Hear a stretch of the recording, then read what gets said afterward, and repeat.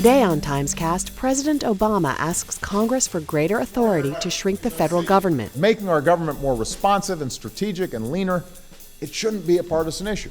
We answer a viewer question about super PACs, which have created powerful new channels for outside money to influence elections. Red, White, and Blue Fund is responsible for the content of this ad. And Milena Reisig reports from the red carpet at Thursday night's Critics' Choice Awards.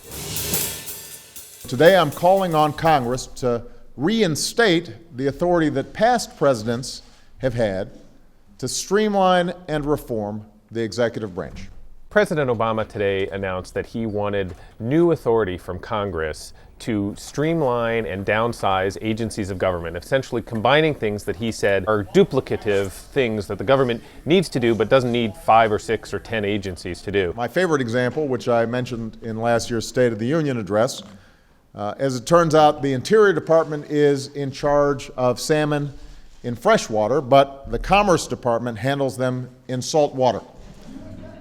This comes just a few days before the president is set to give his next State of the Union speech. In his previous State of the Union speech a year ago, he sort of promised that he would deal with this broader issue of duplicative services. This proposal gets him right under the wire. And by the way, this is actually simplified because there are some color codes,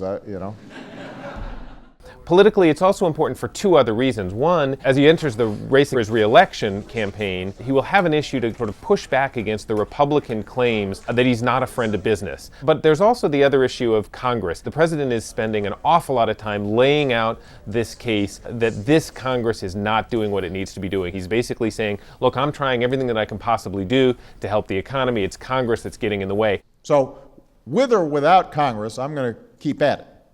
But it'd be a lot easier if Congress helped.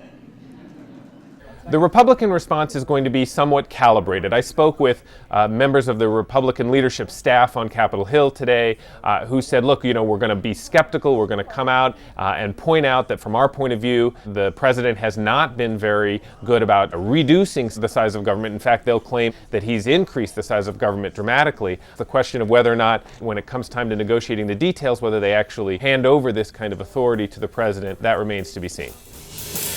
A viewer sent us a question via Twitter about the role of super PACs in the Republican primaries. Jatika Speaks asks, why are super PACs allowed? And if they're legal, why does every candidate have one, yet act like they are the plague? Super PACs originate with a Supreme Court decision in 2010 that you've probably heard of called Citizens United. And while Citizens United did not directly create super PACs, the court's reasoning on what are called independent expenditures paved the way for what we now call super PACs. And a super PAC is basically a political committee whose primary purpose is to influence elections and which can take unlimited amounts of money outside of federal contribution limits from rich people, from unions, and from corporations, pool it all together and spend it to advocate for a candidate as long as they are independent and not coordinating with the candidate.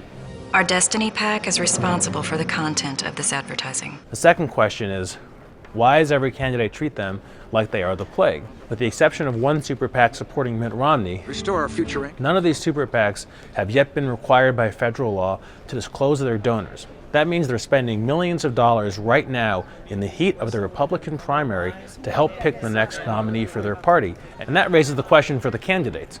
Who are these people who are spending millions of dollars? What's their interest? What are they trying to achieve? What policy interests do they have in Washington and elsewhere?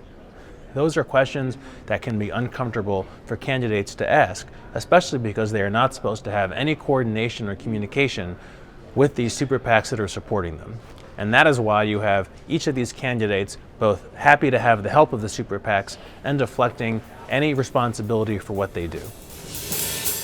And the Critics' Choice Awards kick off Hollywood's awards season. It is the eve of Golden Globes weekend here in Los Angeles, which means there are tons of celebrity-studded parties, and everyone is talking about winners, losers, and also reigns. And the Critics' Choice is the artist. Here at the Critics' Choice Awards, the artist, the help. I hope that this kind of encourages Hollywood to keep making films with a cast that looks like this. George Clooney. And the Descendants picked up some prizes, which may mean they're ahead of the pack for the Oscar race.